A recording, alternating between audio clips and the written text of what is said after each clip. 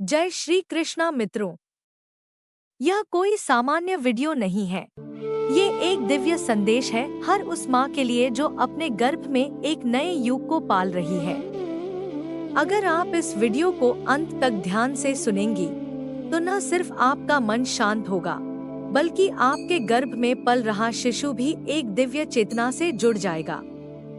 मैं वादा करता हूँ, ये 5 बातें अगर आपने हर दिन की, तो आपके जीवन में और आपके शिशु के जीवन में चमत्कार अवश्य होंगे। तो इस वीडियो को अंत तक जरूर सुनिएगा। श्री कृष्ण कहते हैं, माँ केवल जन्म नहीं देती, माँ भविष्य की दिशा तय करती है। और जब एक माँ गर्भ में रहते हुए 5 दिव्य नियमों को अपनाती है, तो वह अपने शिशु को केवल जीवन नहीं, एक दिव्य उद्देश्य देती है। दिव्य बात 1, हर दिन अपनी कोख से बात करना शुरू कीजिए। माँ बनना केवल शरीर की प्रक्रिया नहीं है, यह एक आध्यात्मिक संकल्प है, एक साधना है, एक मौन ध्यान है, जिसमें हर दिन आप एक नई आत्मा से संवाद करती हैं। पर सवाल ये है, क्या आप सच में हर दिन अपने गर्भ से बात करती हैं?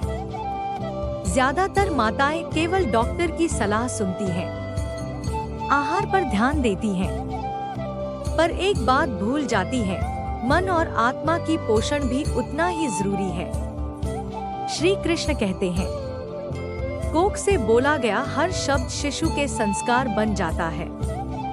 इसलिए हर सुबह जब आप जागें, अपनी हथेलियां पेट पर रखें, आंखें बंद करें और धीरे से कहें, बेटा तू प्रेम है, तू प्रकाश है, तू मेरे जीवन की दिव्यता है, श्री कृष्ण तेरे साथ हैं।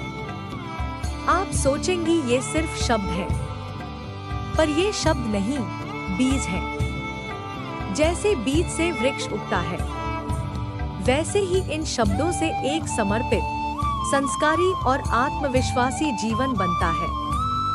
क्या लाभ होगा इससे? आपका बच्चा आपकी आवाज को पहचानने लगेगा। शिशु का मस्तिष्क सकारात्मक भावनाओं से विकसित होगा। गर्भ में पल रहा बच्चा एक सुरक्षा और प्रेम की भावना से जुड़ेगा। माँ का मन शांत, स्थिर और आनंदमयी रहेगा। कुछ वाक्य जो आप रोज बोल सकती हैं। 1, बेटा तू कृष्ण की कृपा है। 2, मैं तुझसे बहुत प्रेम करती हूँ। 3, तू मेरी शक्ति है। 4, तेरे आने से मेरा जीवन पूरा हो गया। 5, तू जिस भी मार्ग पर चले, ईश्वर तेरा साथ दे। हर दिन 5 मिनट भी बोलेंगी, तो 9 महीने में एक नया संसार जन्म लेगा। दिव्य बात 2, हर दिन सात्विक और शांत वातावरण में श्री कृष्ण का नाम सुने। माँ जो सुनती है, वही गर्भ सुनता है। श्री कृष्ण कहते हैं, वातावरण आत्मा को आकार देता है। अगर आप गर्भकाल में मोबाइल की नकारात्मक खबरें, डरावनी फिल्में या निराशा से भरे संवादों को सुनेंगी, तो वह कंपन आपके शिशु की चेतना पर भी असर डालेगा। इसलिए मैं कहता हूँ, हर दिन कम से कम 15 से 30 मिनट आप श्री कृष्ण का नाम, भजन या श्रीमद् भगवद गीता का पाठ अवश्य सुनें।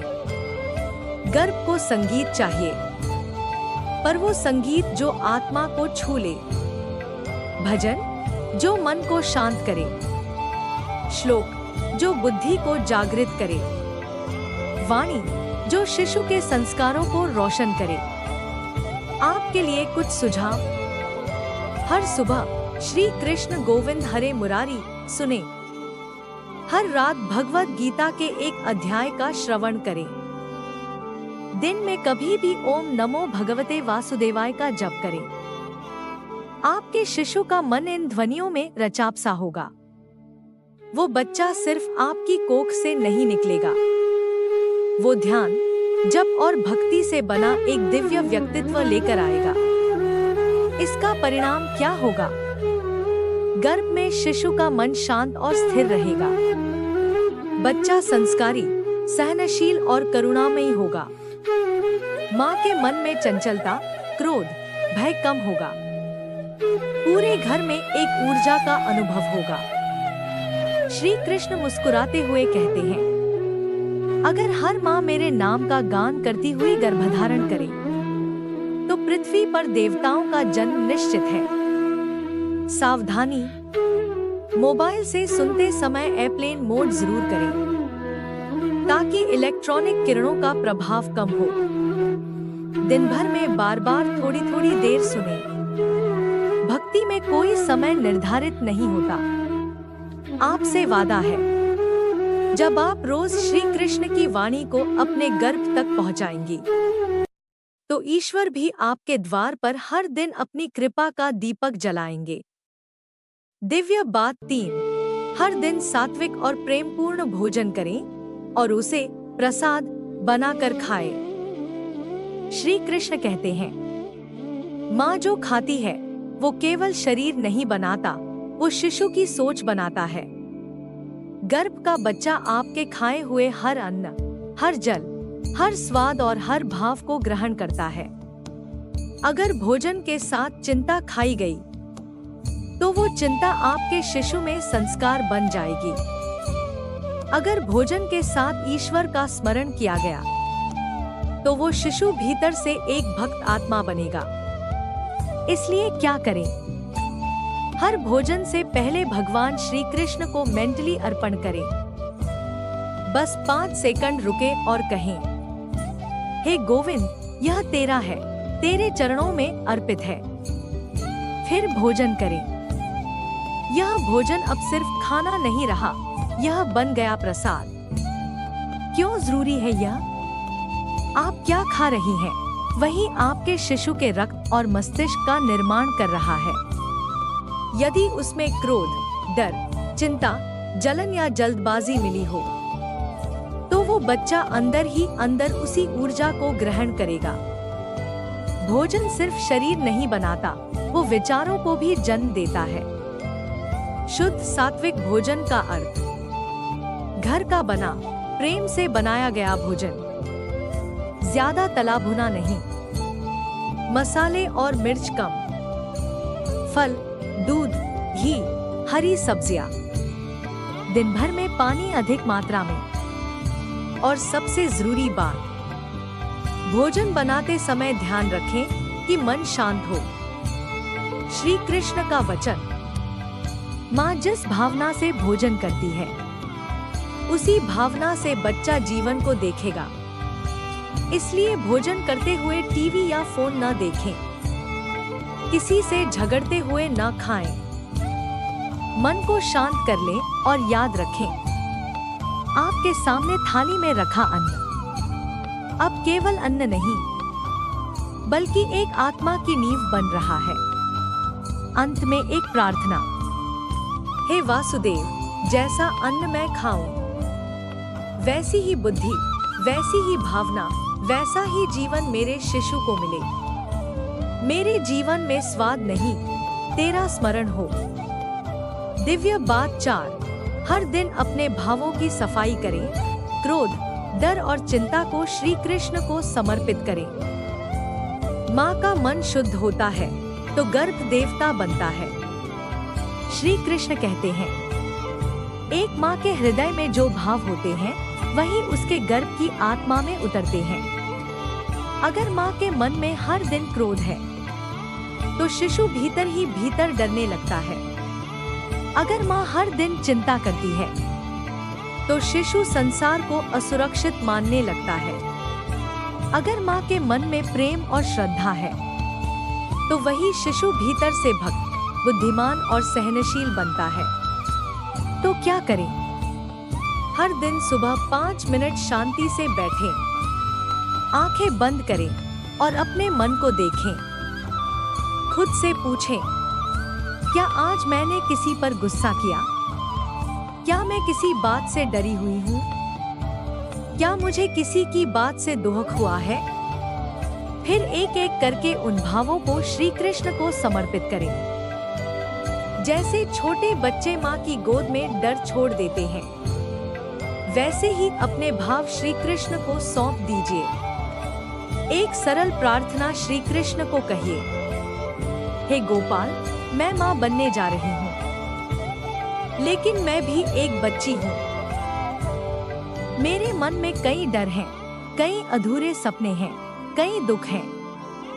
मैं उन्हें तेरे चरणों में रखती हूँ। मुझे माँ नहीं, तेरी माध्यम बनना है।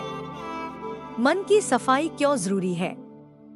क्योंकि गर्भ में बच्चा सिर्फ शरीर नहीं ले रहा, वो भाव भी ले रहा है, सोच भी, दृष्टिकोण भी। एक माँ अगर हर दिन क्रोधित रहती है तो बच्चा बिना किसी कारण के चिड़चिड़ा बन सकता है। अगर माँ हर दिन दुखी रहती है तो बच्चा हर परिस्थिति को बोझ समझ सकता है। और अगर माँ हर दिन श्री कृष्ण से जुड़ी रहती है तो बच्चा जीवन को भक्ति का उत्सव मानता है।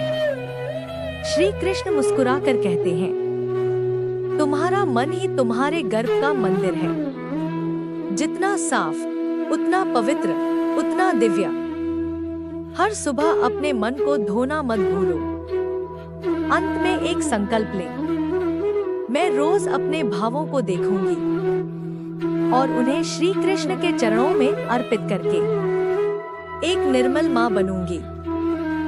दिव्य बात 5, हर दिन अपने शिशु से बात करो, उसे प्रेम, आश्वासन और ईश्वर का परिचय दो। श्री कृष्ण कहते हैं, माँ की आवाज ब्रह्मा की पहली ध्वनि है जो शिशु सुनता है। जैसे ही गर्भ में जीवन आता है, शिशु सुनने लगता है। आपके दिल की धड़कन, आपके भावों की थरथराहट और सबसे अधिक आपकी आवाज। तो क्या करें? हर दिन 10-15 मिनट अपने गर्भस्थ शिशु से बात करें। लेकिन ये बात सामान्य न हो, ये होनी चाहिए आत्मा से आत्मा की। उसे कहिए, तू कोई साधारण बच्चा नहीं, तू ईश्वर की भेजी हुई एक रोशनी है, जिसे मैं सिर्फ जन्म नहीं दे रही, बल्कि पाल रही हूँ श्री कृष्ण की कृपा से। उसे सुनाइए श्री कृष्ण के भजन, गीता के श्लोक, संतों की वाणी, ताकि वो गर्भ में ही श्रेष्ठ संस्कारों से भर जाए। उसे महसूस कराइए, मैं तुझे अकेले नहीं पाल रही, मेरे साथ मेरे प्यारे कान्हा भी हैं। वे तुझे हर सांस में गा रहे हैं, तेरे हर अंग में उतर रहे हैं। ऐसे क्यों करें? क्योंकि बच्चा सबसे पहले भावों की भाषा समझता है। उसके कानों से ज्यादा असर आपकी आत्मा की स्पंदन करती है। आप जो उसे सुनाती हैं, वही उसकी जीवन दिशा बनाती है। श्री कृष्ण कहते हैं, जब माँ अपने गर्भ में कृष्ण को बुलाती है तो बच्चा केवल मनुष्य नहीं बनता, वो बनता है ईश्वर की चेतना का वाहक। हर दिन का एक अभ्यास, शांत होकर आंखें बंद करें, पेट पर हाथ रखें, मुस्कुराकर कहें, हे मेरे बच्चा, तुझे मैं नहीं। श्री कृष्ण गढ़ रहे हैं, तू जीवन में जहां भी जाएगा, कृष्ण तेरा हाथ थामे रहेंगे। अब अंत में एक प्रार्थना, हे नंदलाल, मेरे गर्भ में तू ही है, तू ही मेरे विचार है, तू ही मेरा जीवन है। मेरे इस छोटे से शरीर के भीतर तू अपनी लीला रच रहा है। मैं केवल एक माध्यम हूँ।